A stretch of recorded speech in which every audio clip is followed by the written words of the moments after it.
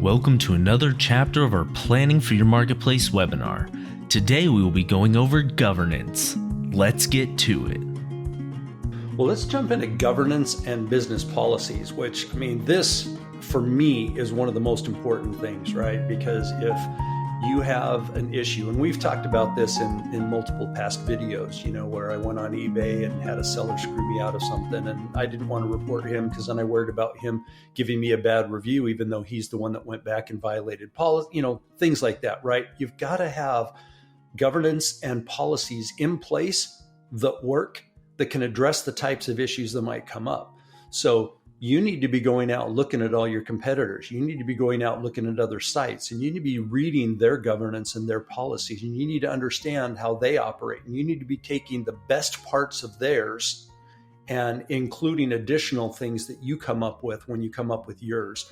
This might be the thing that takes, a very, very long time to come up with. So while your vendor is actually working on the platform, while the designer is designing the new skin, while you're working on products, and while you're working on relationships to get all the vendors signed up, and while you're working on commissions and working on reports. I saw a video that Chris did this week. I was out on the channel this morning. He's got this tremendous video called How to Maximize Auction E-commerce Vendor Engagement.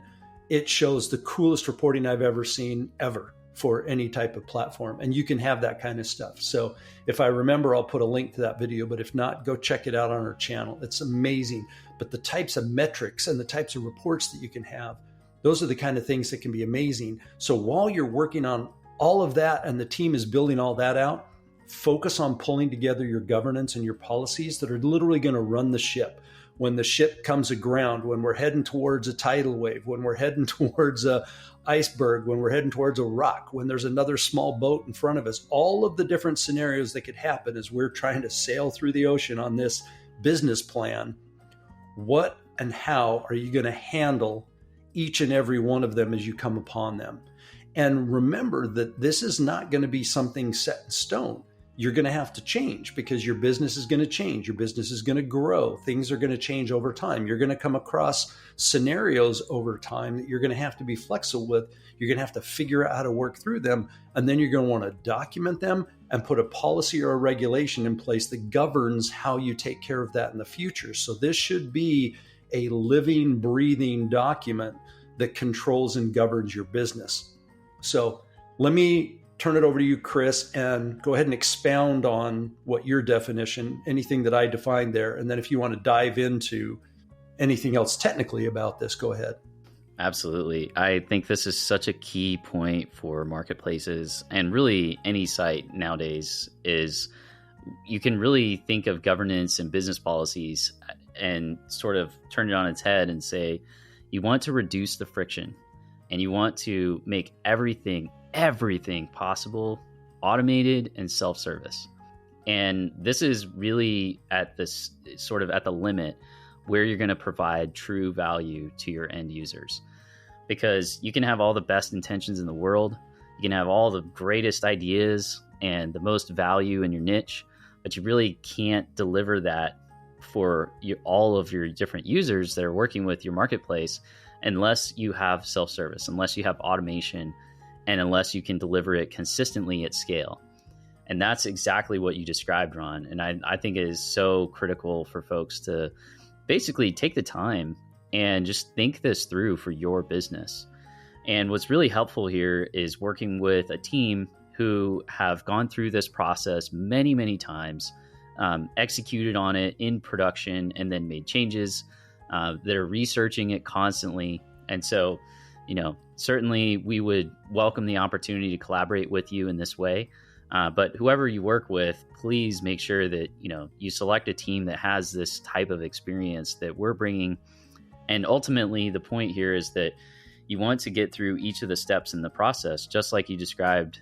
And I think you said it very well. So I'll just keep it short and sweet and just say that pretty much everything in the process substantially can be automated, or at least the friction can be massively reduced. And you want to really think about this from every different angle or sort of vector, if you will, within your marketplace. So how are the sellers sort of thinking about things? Not just what are they doing, but how are they thinking about it? How are they perceiving it? And how can you influence that consistently? Because if you can sort of get people to be on a higher plane of thought and executing at a higher level as sellers, and maybe operating with more integrity, operating with higher quality standards, quicker turnaround times, well, this is going to be an upward spiral. And it's going to be the same thing for buyers. And you get more buyers because they find it more dependable to work within your marketplace. And how can you set up infrastructure to monitor this? And like you said, Ron, look at the reporting. So there's a lot of depth to this. We certainly go into it in a lot of detail. It's a key aspect for your marketplace to really make it into an upward spiral. Yeah, exactly. And I'll give you a real world example here. I went on a new marketplace I'd never been bought on before. About 2 weeks ago, my brother swears by it, and he's bought thousands of things on there. So I said, okay, I'll try it out.